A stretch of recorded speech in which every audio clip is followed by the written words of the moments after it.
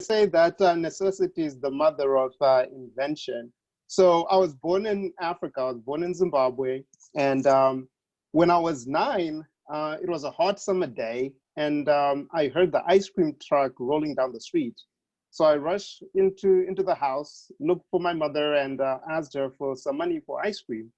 And I'd been naughty that morning. So my mom was like, you know what? You're not getting an ice cream today because I'm punishing you.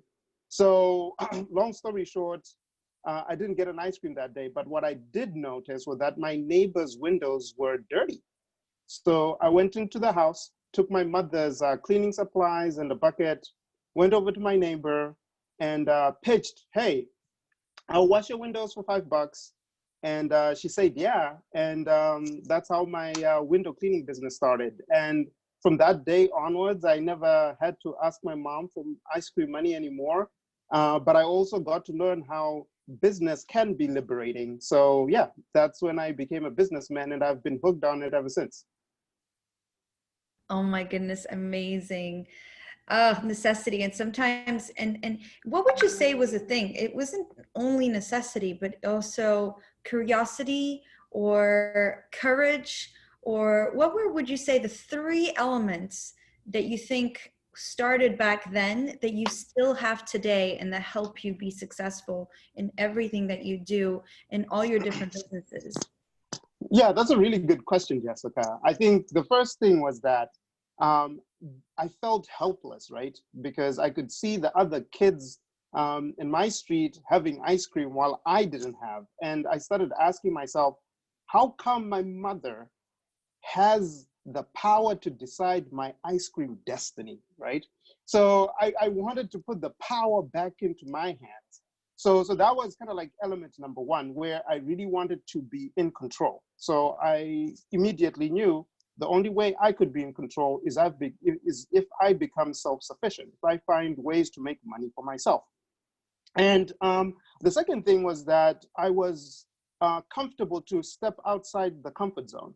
I'd never cleaned a window before that day when I went to my neighbor's house. And I knew it wasn't going to be easy, but I knew that if I wanted my life to change, I had to be comfortable with the uncomfortable. So that was element number two. And then the third element, it was just me being, a risk taker. I was just bold enough to just go do it. But the thing that I'll say was probably the element that I credit the most is I did not give up.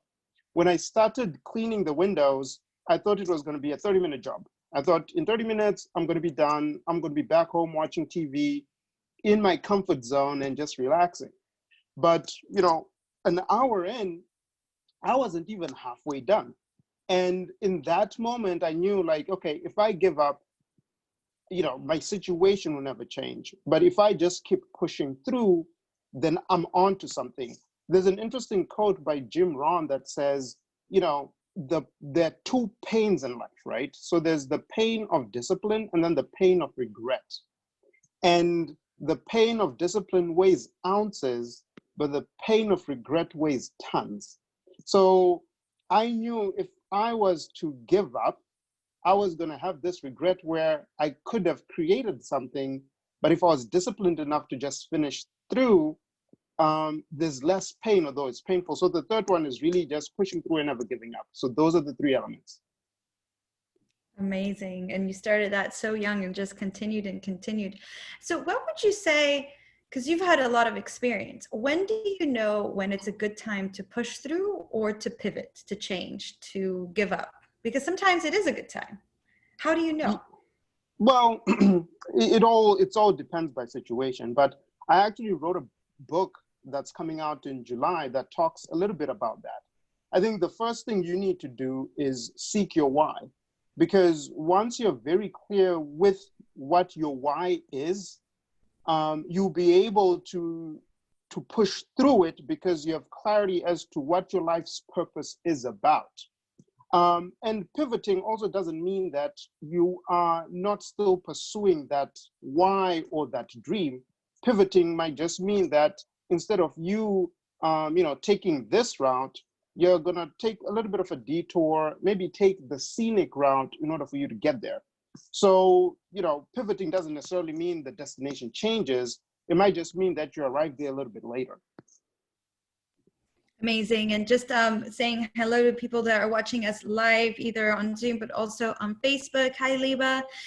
She says, hi, Kuda. And we have, so yes, please put your comments on or questions on the comments below, or the Q&A section on the Zoom call. We'll be very happy to, ask any of your questions to Kuda and anything you'd like to bring forward. So one of the things that you say is curiosity did not kill the cat, the expression, it didn't kill the cat. You actually call it awakened the lion. How curiosity led you to actually get your purpose.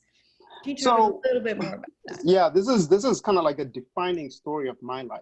So it was about a year later after I had started that ice cream business, I noticed in my neighborhood that there were a group of kids that didn't go to school. So me and my sister Miriam would walk to school every day. And each morning we would walk by this house, and there were these kids that were always playing during the time when they were supposed to go to school. So I was curious, like, are they homeschooled? How come they don't go to school? What's really going on? And, I never really wanted to kind of like go and ask, but the curiosity in me pushed me to do it. So anyway, I went, and one day after school, and I just went over and I started talking to them. And what I learned that day changed my life. So these group of kids were not going to school because they did not have any money to pay for school. Unlike here in the US, where primary school and high school at public schools is free, in third world countries like Zimbabwe, that's not the case. So even public education, you have to pay. So their parents had died, and they were living with their grandmother, and their grandmother did not have the money to pay for them to go to school. So as I'm listening to her tell me this story that, hey, I don't have a dream, to become anything in life, I'm just waiting to die, those were the words she shared with me. I had this big urge to want to change that, because I started asking questions like, why is the government not doing anything? What about other families within this neighborhood? Why can't they maybe pool resources together to send Sarah and her siblings to school? So what I then decided to do was that, hey, if people in Zimbabwe can't solve this, I need to leave Zimbabwe, go out, there, make something of myself, and then change lives, in Zimbabwe of people like Sarah. So at the age of 10, I knew my mission. I knew my why, that I had to go out there, do whatever it took, become successful, but leverage that success as a force of good. So that was the lion that was awakened through that curiosity when I met Sarah and learned about her story. Oh my goodness. So that's always been your why. So when it was hard, when it was tough, you would think of Sarah? Yeah. When things would get tough, I knew about the commitment that I made that, hey, I want to empower and uplift lives in Africa, because you see, you don't get to choose the hand you're dealt with, right? You're just born into the world. You don't choose your parents. You don't choose your situation, but you have the power to then choose where you take what you've been given, right? So what I then decided to do was, hey, I've had the fortune to at least have parents who could afford to pay for my education. Now I'm going to take this and run with it.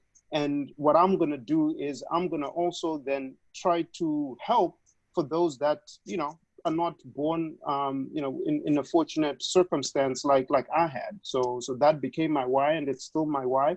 And that's why every business that I create, it has to have a social mission to address education or hunger. Those are the two missions that I stand for, and I'm working on changing.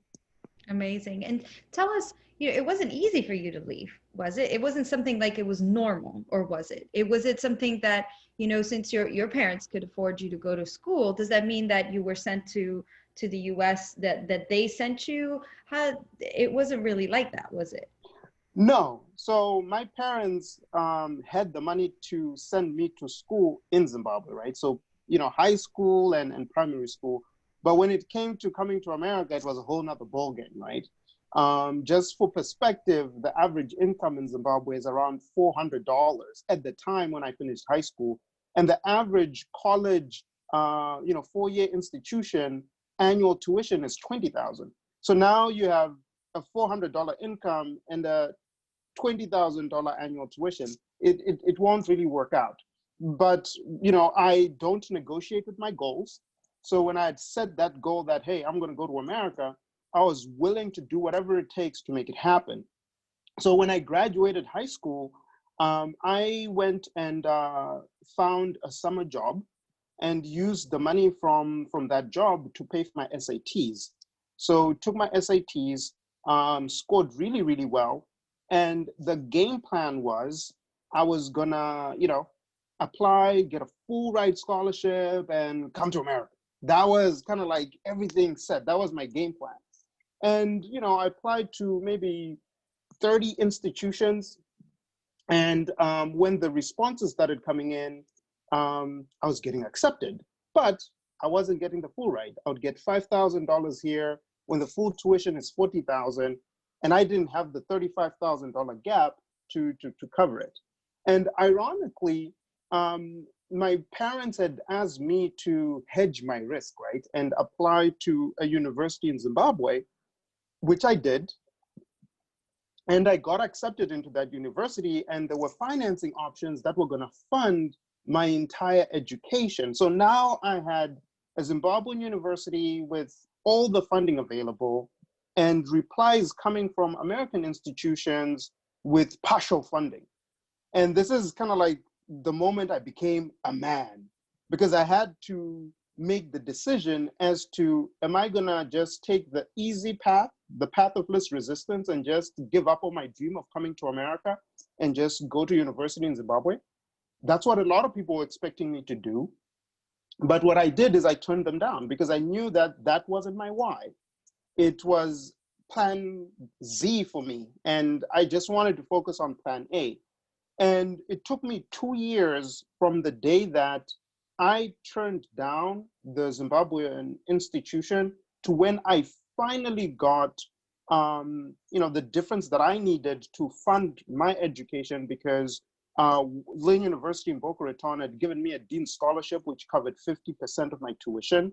And it took me 2 years to find the other 50%. So I had to defer my entry multiple times, and I had to painfully watch my high school classmates, make progress in their, university careers, and, tell me that, hey, dude, we told you should have joined us, because nobody thought it was gonna happen. And earlier you were talking about, pivoting. That was kind of like a moment where I could have pivoted, right? Where I could have just said, like, you know what? I'm just gonna, forget about this. It was a stupid dream. It's never gonna happen. But I stuck with it. I remained committed to it. I sent, letters and letters and letters for scholarships and sacrificed so much. And at the end, it worked out. So at times, like I said, it's not about pivoting, but it's maybe taking about a different route that might take you a little bit longer, but eventually you'll get there. Amazing. What would you say to some college graduates that right now have just graduated in the middle of COVID? Yeah. And unemployment is pretty high. I mean, hopefully it'll shift, but right now that's what they're going into, right? They're going into less opportunity, or at least perceived less opportunity. What advice would you give? Because there's really different ways of handling that. What would you say? One word: attitude. Your attitude determines your altitude. So if you go into this, right, and you're like, oh man, look at the world, what am I gonna do? You've already lost, right? But the way you need to attack right now is to have a warrior mindset, right? To say like, hey, it's tough, but I might be down, but I'm not out. There's so much opportunity in a crisis. Winston Churchill actually said, do not waste a good crisis. So if I was a college graduate, I would start really thinking about, okay, what are the areas that I can add value? What are the areas of opportunity that I can actually go and disrupt? If there are no jobs out there for me, what jobs can I create? What windows can I clean, right? In order for me to then come out on top. So I actually think that this is actually a perfect environment for people to actually disrupt the old normal and come up with solutions for the future. So maintain a positive attitude. If you can get a job, you can still continue to learn. You can also look for ways where you can add value to people who need help. It could be a good time for you to volunteer. There's so many things that you could do during this time, but don't find yourself in this winding circle of negativity, because then you might just get all the way down to the bottom. Amazing. And so what we love to do here at Hack Mankind is talk about mini hacks that you just build on and to create exponential change. And I know that's something that you really believe in, the power of compounding effect, of taking action that then leads to amazing results. So that's also relates to that. That's the little things that you're doing today, and you just add up, add up. Can you talk a little bit about that? And you call it like the eighth wonder of the world? Yeah, the eighth wonder of the world. It's actually not me who said that. It was Albert Einstein, and he was referring to compound interest. And compound interest, many of you would think about it from a financial perspective, right? You invest money and then it's compounding. But I actually look at it from an action perspective, right? Those small actions that you take every single day will then compound and give you this massive exponential result. But the important thing is you need to be consistent in taking action, because that's where you get the eighth wonder of the world, which is the compounded effect of taking action. So going back to my story of coming to America, I could have just gave up, right? But every single day I would be researching, looking for scholarships that I could apply to, writing the application, sending letters, doing this and that. And the way I actually got the difference that I needed to pay for my tuition was someone who was paying close attention to what I was doing, basically said, if I give this kid the opportunity he's looking for, he will not waste it, because they'd seen the amount of action I was taking in pursuit of my dream. So that's what it really is. It's, taking action every single day and never giving up. I actually define now as no opportunity wasted, because if you see an opportunity, you need to act on it now, because those actions that you take will add up and it will result in a synergistic result. So it won't be 1 + 1 = 2, but it will be 1 + 1 = a trillion. Amazing. And so I'm hearing here on Facebook, Mark Siegel, Kuda in the house. Hi, Mark. Hi, Victoria. And Liba was asking, and to put a little bit of perspective and help people quantify, we're talking about schooling in Zimbabwe and versus the typical wage. Liba was like, how much does school in Zimbabwe cost? Yes, so for public schools, right now we have our nonprofit organization, Amani Hope Foundation, that we started. We send about more than 100 children to school every year. On average, we pay about $15 per child per term, which turns out to be about $45 because they have 3 terms in Zimbabwe. So that's the average cost for most public primary school institutions. When it's high school, it becomes a little bit more expensive, especially if it's boarding schools or if it's a private institution. But if it's, if you're talking about 1st grade to 7th grade, you're looking at less than $50 to send a child to school for an entire year. Wow. So is that something that you do in your foundation, you're saying? Is that something that... Yeah.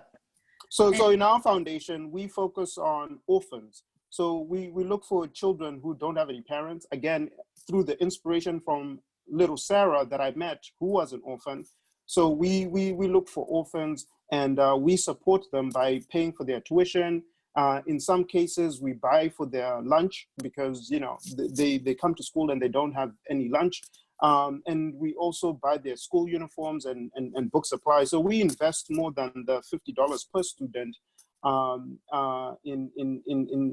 in Zimbabwe. And we've also had strategic partnerships with organizations in Tanzania, in Ghana, and also in South Africa.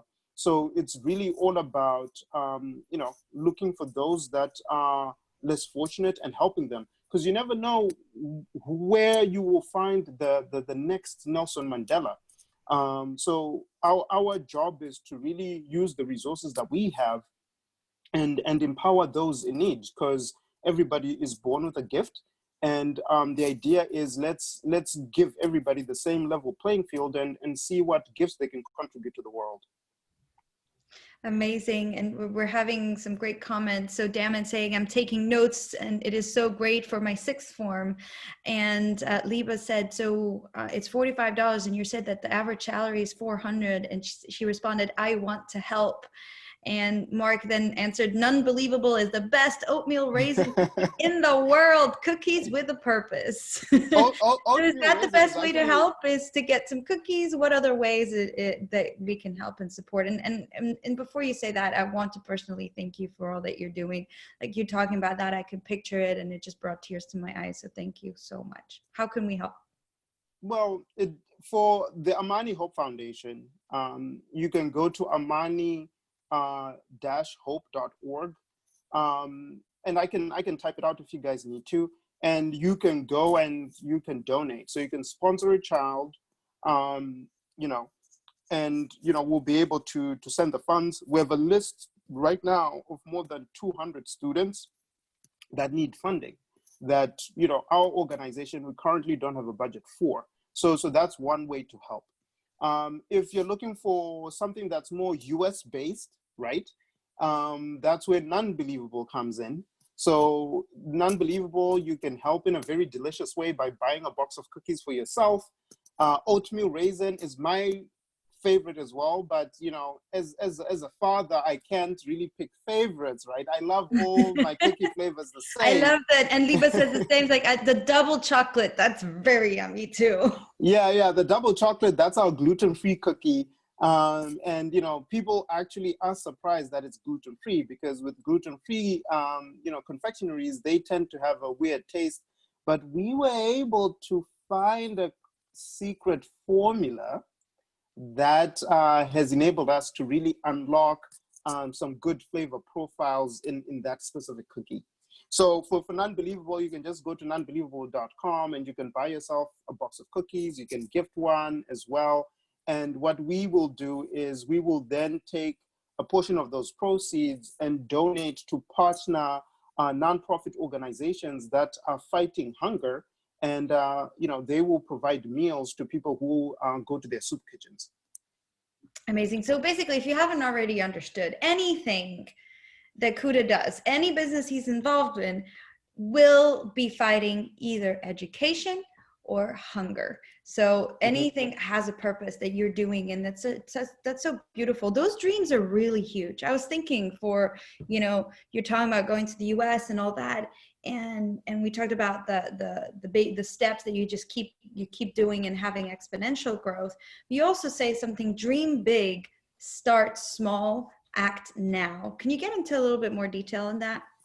Yeah, so I mean, first of all, if you're gonna dream, right, you might as well dream big, right? What's the point of you dreaming and then you're dreaming a very teeny, wincy, small dream? It doesn't really make sense. So in my case, when I had that opportunity to dream, I was like, okay, if I'm gonna go anywhere, right? Talk about New York state of mind. If you can make it here, you can make it anywhere. I put the stake in the ground and said, like, I'm going to the US, right? So I was dreaming big.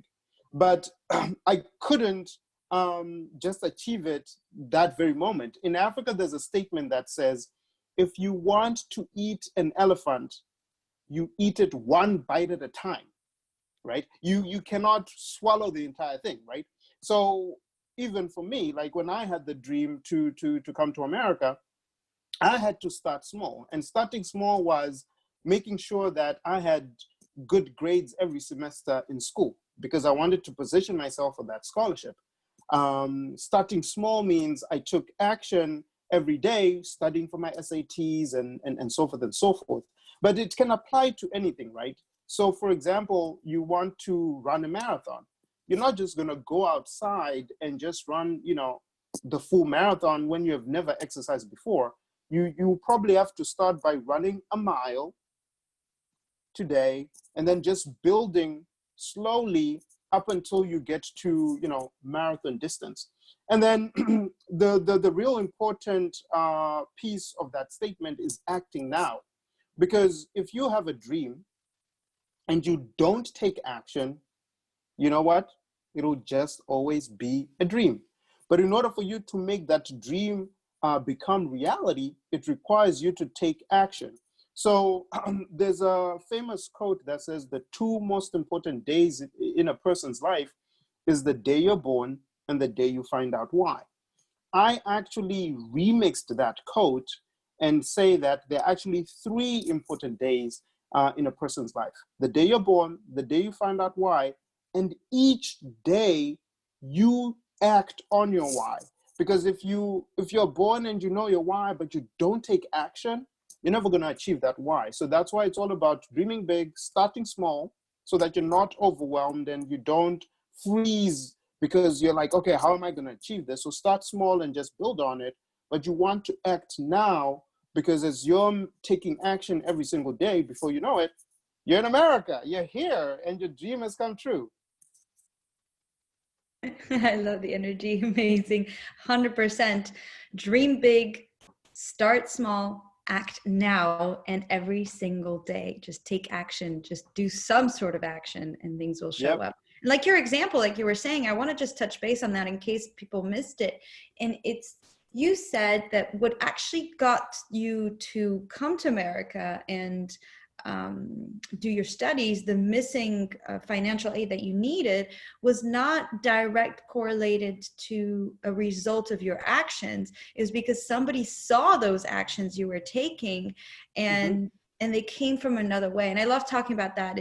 It's you set your intention, getting your why, and you take action. You take action towards what you want to create. It doesn't mean you're giving it attention. You're giving it attention as a way to take, like you're taking action, because sometimes things just show up in a different way, but it is because you took action. It is because you gave it attention and not just sat on your couch thinking, oh, I'd like to go to America.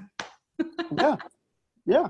It was exactly that, and it also took a lot of sacrifice too, right? Because I didn't go for the instant gratification, because I could have just taken that Zimbabwean university opportunity and said like, okay, I'm just going to go to college and, whatever.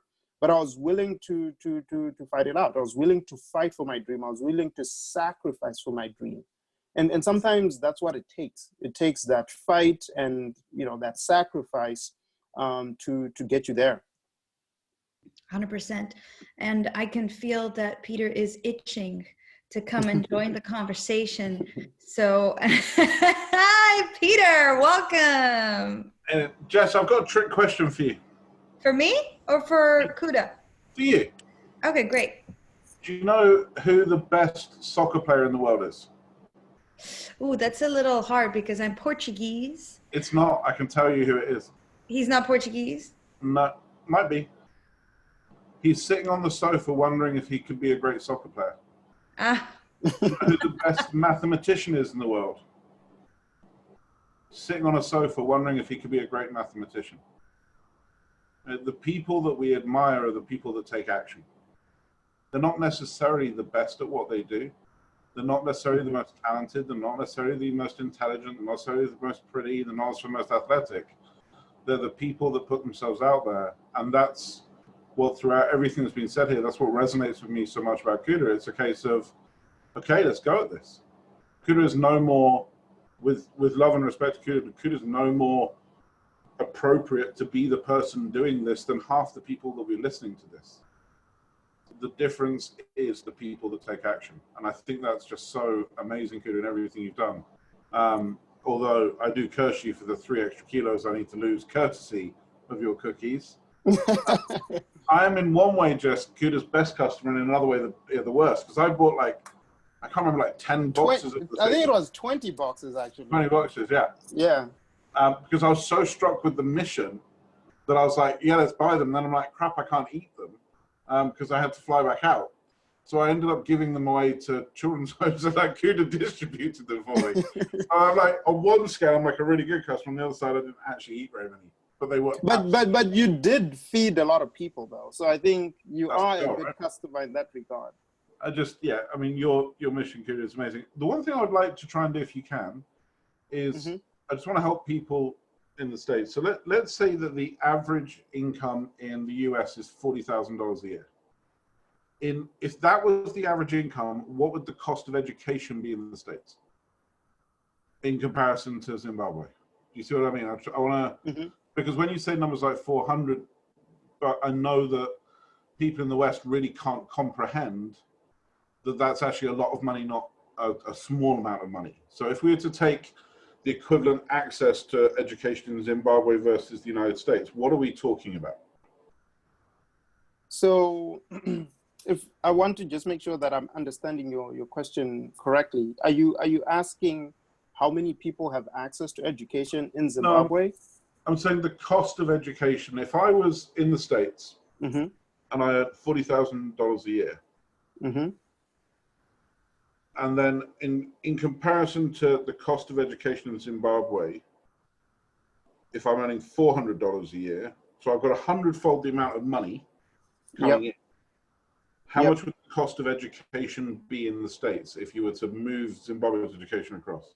So based on the numbers that I shared earlier, right, $45 to send a child for a year, and if your average income is $400, it means it's about 10% of your income per child. But, you know, not many families have one child, right? Yeah. You know, I came from a family where we were 5 siblings. So if you have 5 children and it's $45 per child, it's $200 that you need to have per year for your kids. And, you know, it's about 50% of your salary if there's one breadwinner. So I'd put it into those contexts, right? Put it in terms of a percentage of your income. So based on that, you know, the educational costs become anywhere between 20 to 50% of your income. You still have to eat, you still have to pay rent, you still need to get to work, you need to pay your utilities and things like that. So then it becomes, the costs, you know, then become too much for the family to be able to send kids to school. So now you have sometimes parents who make a decision to, is this kid going to have to go to school, or maybe this kid has to go to school? And sometimes, you know, said as it may be, it's the girls that end up sometimes missing out, because they're like, well, she's going to get married off, she's going to go to another family, and they focus on the son. So, you know, we're just trying to do whatever we can to just make sure that there's equality in terms of opportunity, because there's another statement that I like, which says talent is equally distributed, but opportunity is not, right? So you can go to any country, you're going to see someone who's fast. You're going to find someone who's beautiful, you know, like whatever. So talent will always follow the normal distribution curve, but opportunities aren't equally distributed. So what we're trying to do with the Amani Hope Foundation is to just equalize that, right? And just, you know, use the resources that we have over here to make sure that opportunities are provided to those who don't have those opportunities. Because since talent is equally distributed, that talented person, like you were saying, the one who's sitting on the couch, well, in this case, it's not because they don't want to, but they don't have the opportunity to. We want to be able to then give them that opportunity for them to show what they're made of. And if they're a shining star, then great. They will get to shine their light for the world. I think that's such a thing that nobody really understands about this. In a globally connected world, and then I'll hand that back over to you, Jess. My thank you for letting me in as per usual. But if you say that we've got 2 billion people in China, 1 billion people in India, 500 million people in Africa, so we're talking, if I just arbitrarily group those people together, that's half the world's population in those 3 areas, which means that half of the world's population doesn't have access to the levels of education, childcare that we have in the West, which means that we're standing a 50-50 chance every day of the person that can cure cancer never making it to a point where they'll have access to resources to cure cancer. So if anybody is sitting at home going, and we can all be a bit guilty of this, if we're being honest, that's not really my problem. You know, let's look after America, let's look after the UK, let's look after France, let's look after wherever it might be. Well, actually, maybe it is your problem, because maybe the person that can cure Parkinson's, or maybe the person that can cure Alzheimer's, or maybe the person that can cure cancer, or maybe the person that can work out how to do 100% efficient energy for us all is never even going to get there unless we literally, and this is where it becomes frustrating, just build a well. I mean, we're not talking like, when you're talking about supporting somebody in the Amani Foundation, you're not talking about saying, give us 10,000, 20,000, 30,000. We're not talking, we're talking an amount of money, in my opinion, that relatively speaking wouldn't impact an individual in the West. Yeah. Maybe they have to dodge Starbucks one day a week for a year. Exactly. So if you think about it, if it's $50 to just send one child to school for a year, you know, you just do the math. There are 365 days in a year. That's about, you know, it's a fraction of $1 per day that you're sacrificing. I live, you know, in close to New York City, and you go out for dinner for two people in New York, you're spending more than $50. So, you know, it's really those economics that we're talking about, and it's something so doable. But what I'll say is that some people don't act because they don't know about what's going on, right? It's not something that is common knowledge, right? So platforms like this, that you guys have, are great because it helps raise the levels of awareness, right? So, you know, what's now key is that once someone knows, what are they going to do with this knowledge? That's kind of like the key factor that each individual person has to make for themselves. But I thank you guys for your platform, because now some people are aware, like Liba, who wasn't aware of this. And now the ball is in her court to figure out, like, okay, do I want to take action on this? Or maybe there are other causes that maybe she cares about that she can then really go in and get involved. So it's all about awareness. That's really the first step. So the Amani Foundation, let's put this very clearly. If you give the Amani Foundation $50, they can educate a kid for a year. Is that right? Yes, that's correct. Okay, it's the Amani Hope Foundation. Amani Hope Foundation. So on the basis that yes, we've got people watching this, and we're asking Liba to do that, let's just set by example. So I've got 2 kids. So I will, this afternoon, go on the website and I'll donate enough to support another 2 children on top of my 2 children, and I'll pledge that for the rest of their education. So while my kids are in education, I'll support 2 children through the Amani Hope Foundation as well. Thank you so much, Peter. And that's not 20 or 50 or 100, but from my perception, if everybody that's watching this does that same thing, then this gets solved very, very quickly. It doesn't, as you said, start small. It doesn't need huge gestures. It doesn't, and they're great and fantastic if you can do them. But if every single person takes responsibility for one other person, job done pretty damn quick. So Jess, back over to you, because I know we've got some good questions to ask to wrap things up. Kuda, thanks again for your time. Thank you. Thank you, Peter. And thanks for popping on. And yes, I do have some good questions. And one of them, I would love for you to go on a bit of a personal subject, if that's okay. Where, you know, people, a lot of times what I hear is like, oh, I'll do it tomorrow. And I'm so guilty of it, like super guilty of it. I'll do that tomorrow, and I'll do that tomorrow. But by experience, you've realized tomorrow's never guaranteed. Yes. Can you tell us a little bit more about that? So one day I was in Florida, actually. I was on the west coast of Florida in Sarasota, visiting, you know, family, friends. And, you know, we had a really good day in the Bay, and then went to bed early. And around 1 a.m., I hear my phone ringing, you know. And usually I just like sleep through it, but I was like, let me just wake up and see. And I look at the phone, it was a Zimbabwe number. So I knew like, oh, okay, my parents or someone is calling me. So I pick up and it's my sister Miriam, and she's crying. So I'm like, okay, this is not good. And she tells me that my elder sister Memory had just passed away. And it's really a sad story because how things happen, things just happened so quickly.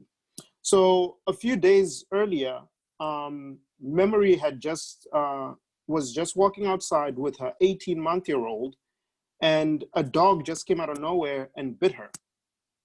And you know, the owner of the dog came over with a vet, and they said like, oh yeah, the dog is good. It was vaccinated. Blah blah blah blah. And you know, they believed him. So she just went to the clinic to just get the wound treated. We later learned that the dog actually had rabies. Now, the thing with rabies is that you need to be treated within 24 hours because once it spreads, it's done. So when we realized that she actually indeed had rabies, we go to the hospital. Like, you know, obviously, like I was in Florida, my parents and my other sister took Memory to the hospital, and they get to the hospital. They didn't have the vaccine to start with. You know, they ordered it in South Africa, and by the time it came, it was too late, and she died. So now it all happened within kind of like a 48, 72-hour time period, right? Just moved so quickly. So as I'm on the phone with Miriam and she's telling me this, that's when I realized that, you know, tomorrow is never really guaranteed. You know, we all know this, right? At some point we're gonna die, sometimes it takes a personal moment like this for it to actually hit home. This was the first time someone really close to me passed away. And in that moment, I started asking myself questions like, on this path that I'm leading in my life, is it going to lead to fulfillment? If I was to just die right now, am I fulfilled? Have I done the things that I really want to do? Or I'm just kind of like waiting and, you know, whatever. And one of the things that I always wanted to do was to write a book.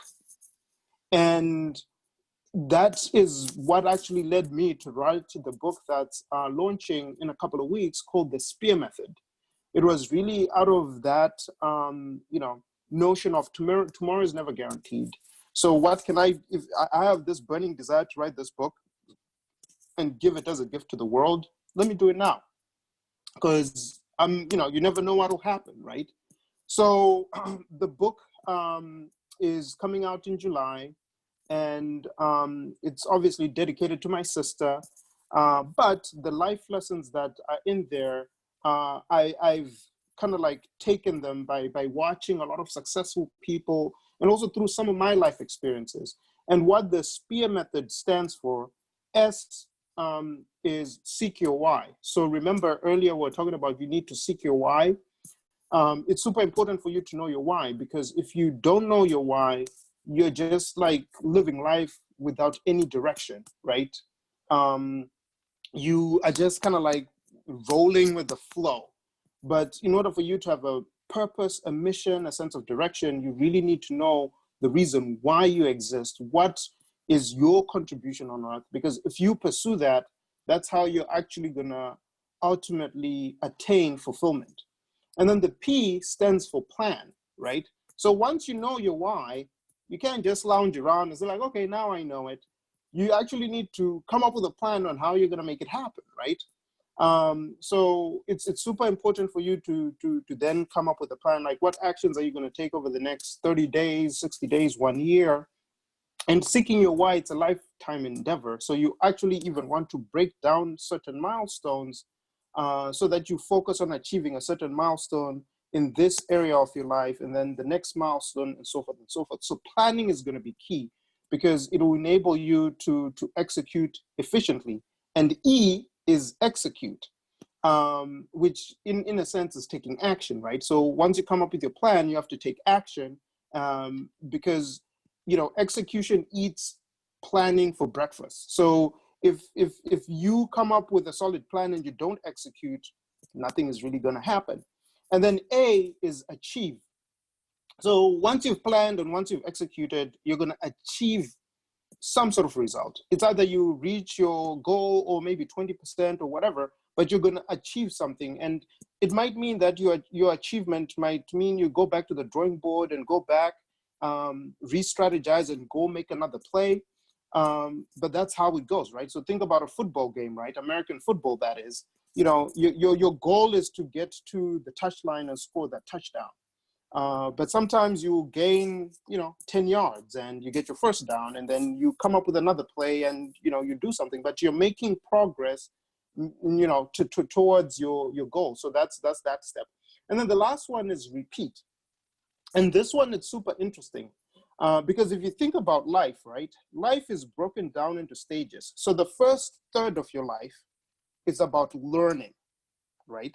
So the milestone you might set is like, hey, I want to learn and, graduate with a master's degree or whatever it is.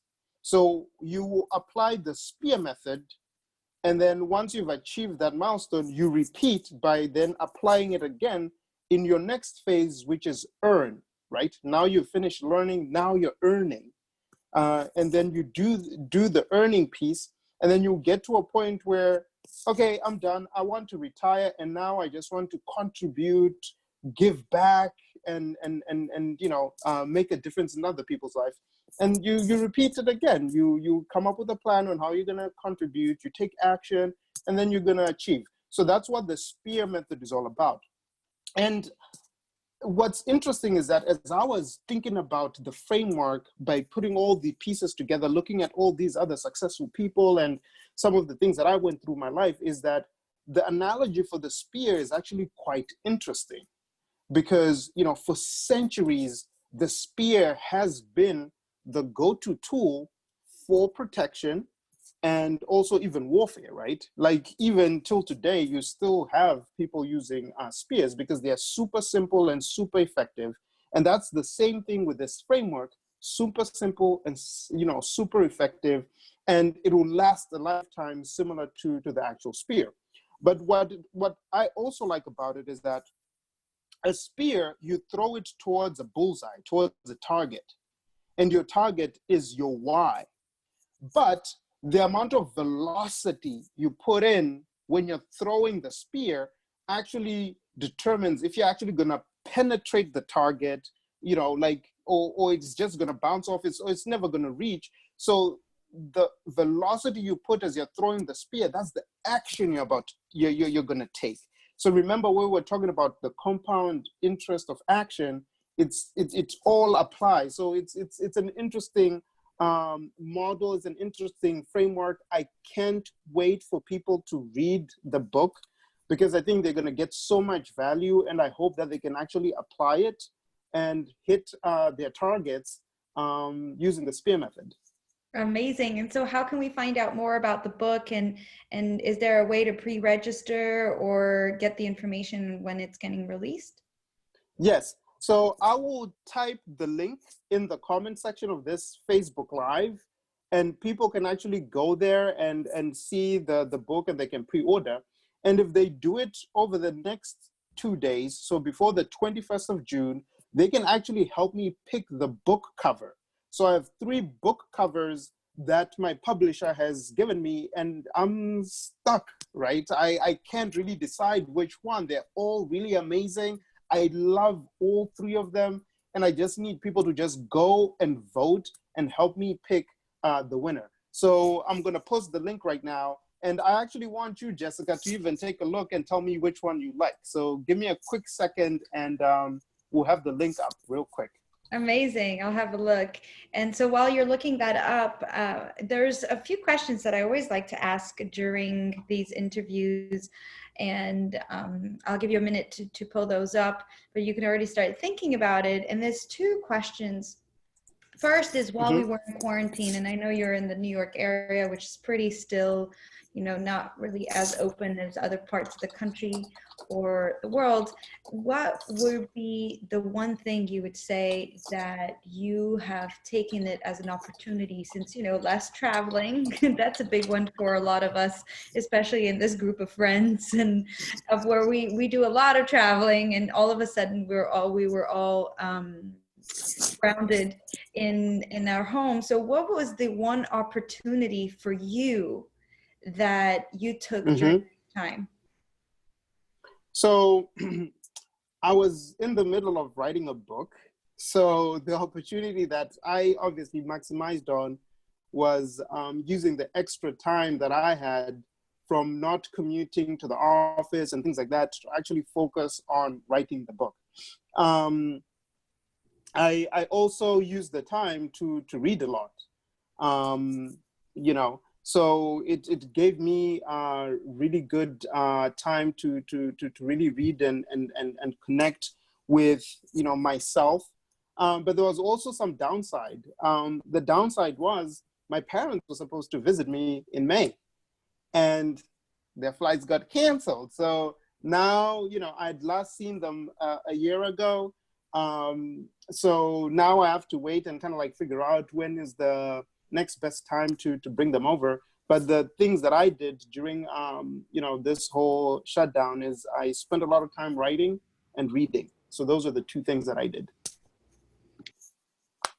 So I am pulling out the link. It's taking a little time to load here on the phone, so I will give you my feedback. But before that, so while this is loading, my second question is, what do you hope to see coming out of this in humanity? So one of the things that we've seen and we talk about a lot, and the beautiful story of Peter's daughter on how during the time, you know, he didn't even realize that she could read the time, but at one time she was watching her cartoons. You know how kids are when we're watching, I know how I was watching my cartoons. Nothing could take me away from the cartoons.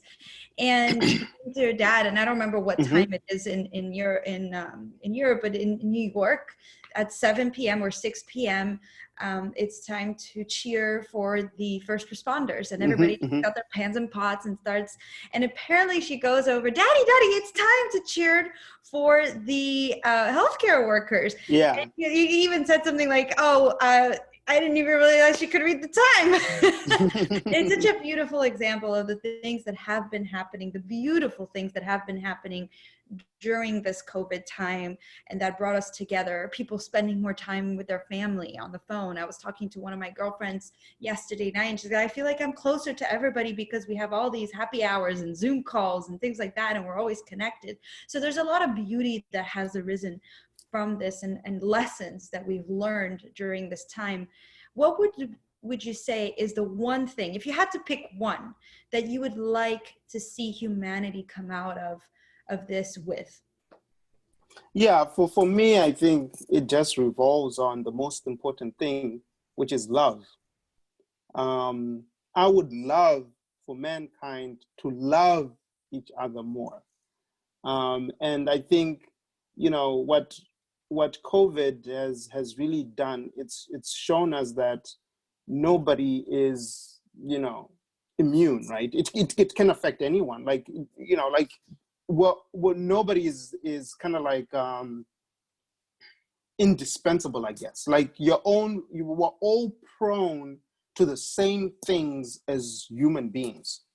So regardless of where you are, you know, you could be in Africa, in Asia, in America, in Europe, you know, we were all prone to the same thing, and there was nothing that we could do, you know, immediately to really stop it. So our ability to come together as mankind and just, you know, love each other by either staying indoors and, you know, not contributing to the spread is one good example. But I would love to see that happen more and more. You know, we're going through a very interesting time here in America with all the recent events, and the idea or the hope, my hope is, you know, to just have a place where we all just love and care for each other, because love conquers all. Indeed, it does. And thank you so much for that beautiful reminder. Just be more loving and be more love. So I did get the link working. So I'll just vote online. I'm hesitating. I can't really pick number 2, 1, 2, 3. Oh dear. But I'll vote online. I have it right here pulled over. So you see all the That's different awesome. book covers. So head on over there, vote, and also make sure that you pre-register for the book. It's the same place to register to get the book, correct, Kuda? It is, yeah. So you Okay. can go there, you can place your vote, and also you can pre-order your book. And it'll be out end of July, beginning of August. So we'll mail it to you as soon as it's out. Amazing. And as always, I'm sure behind it, an incredible purpose to either provide more education or defeat hunger. What a beautiful mission. Thank you so much for taking the time to be here, Kuda. I appreciate you, appreciate what you do. And you are always so positive, full of joy and incredible hacks. So before we go, any final thoughts? No, I just want to say thank you so much for having me. It's a Friday, and I know you probably have other things to do. I know Peter probably needs to watch a soccer game and all that stuff, but you guys were kind enough to open up your platform to have me here. So it means a lot. So thank you. I just want to encourage you guys to keep on doing what you guys are doing. This is much needed, especially given the times. And, you know, we cannot have more than enough positivity in the world. So positive, Jessica, remain being positive and just spreading that light into the world. And I'm here for you guys. If there's anything that I can do to help with your mission and what you guys are doing, let me know. And I'll be more than happy to return the favor to you guys as well. Thank you so much. Thank you, Kuda. Thank you for what you're doing. Thank you for being here. And thank you for what you're doing in the world. Thank you so much for tuning in and watching. As always, www.hackmankind.com. You will not only have the recording of this beautiful interview, but also our weekly content that gets posted on all areas of life support that you can get, and all the recordings from previous weeks and months. It's been already months on www.hackmankind.com for free. Thank you so much, Kuda. Have an incredible weekend. Happy Father's Day, and I will see you real soon. Bye. Take care. Bye.